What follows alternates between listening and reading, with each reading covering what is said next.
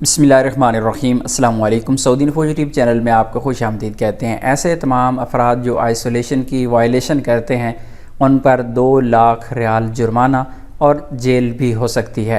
ये ट्वीट की गई है वज़ारत दाखिला की जानिब से। यहाँ पे कहा गया है युआक़िब कुल्ल मन युखालिफ तालीमात अल-अज़्ल व अल-हिज्ज़ अल-सही।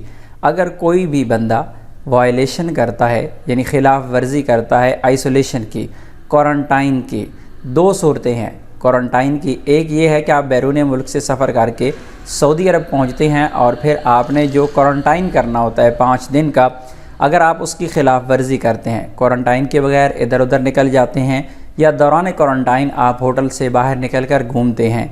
इसी तरह ऐसे अफराद जिन पर होम क्वारंटाइन है, अगर वो अपने घर से बाहर निकल जाते हैं, क्वारंटाइन की खिलाफ वर्जी करते हैं, अगर वो पकड़े जाते हैं तो बेगरामा तसल इला 200,000 रियाल और सिजन लिमुद्दा ला तज़ीद अला सनतैन ओ बेहमा। जुर्माना होगा 2 लाख रियाल का या फिर ज़्यादा से ज़्यादा 2 साल की उसे कैद भी हो सकती है।